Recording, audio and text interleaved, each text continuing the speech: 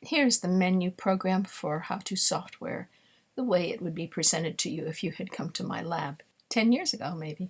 I made it so that when students came, they could navigate to the program of the day instead of having to go through a list of hundreds of programs. So your teacher would say to you, oh, we are studying algebra in two unknowns.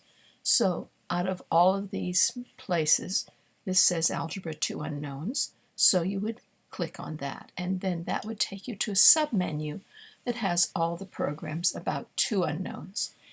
Go back to the main menu, and if you were in geometry class, you could click on geometry, and these would be all the programs that are designed to help teach you geometry. Very easy, I thought, to make it understandable how you navigate. I also made this Egyptian theme because it's been on my mind for 50 years about the Egyptians. Most people agree that the really fantastic mathematics started with the Egyptians. Somehow they managed to build those pyramids that are still standing today. They have been standing for thousands of years, and nobody really knows how they made them, but they knew math. And all of the great people of the world would try to make their way to Egypt to learn what they knew. Like Pythagoras, the father of geometry, made his way to Egypt to try to find out about it. That great pyramid of Cheops, I always like to tell my students, covers a ground of 13 acres. We have a shopping mall that's near us that covers about 13 acres. The base of that pyramid was 13 acres, like the size of a shopping mall. It goes up way high because like a man-made mountain is the way it's sometimes referred to. And it's made entirely of stone, hewn stone, very well-cut stones, and they weigh between 2 and 70 tons. Now, a car could weigh a ton, but 2 to 70 tons, no cranes, it goes up so high, we don't know how they did it. And there's no mortar. It's not cemented together, and it's been standing for 4,000 or 5,000 years. So our hats off to the geometry people that learned so much about how to control mathematics.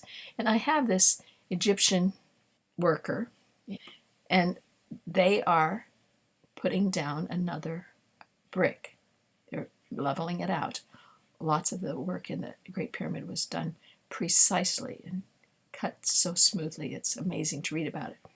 So he's putting down a brick, and I often thought about my teaching career as actually doing that, putting down another brick. That's why when you go into one of these things, there are all these bricks. They all go together to build a system up. Every brick is important. If you have one of them missing, then your building is going to fall down. And so when I taught calculus, I used to say that you can't build this calculus. You can't go straight to calculus. You might be able to understand a few things, but you'd be building on a house with no foundation, and it cannot stand. So we have to learn all of the mathematics to be really good at the upper level mathematics and to be among those who discover something new. Maybe the way that the Egyptians built their pyramids.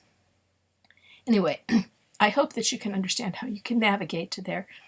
I have tried to put some programs or some videos on YouTube under my Howe-Two Software, under the username Howe-Two Software, to show you how to use some of the individual programs. They're not all there, but I hope that they will eventually all be there.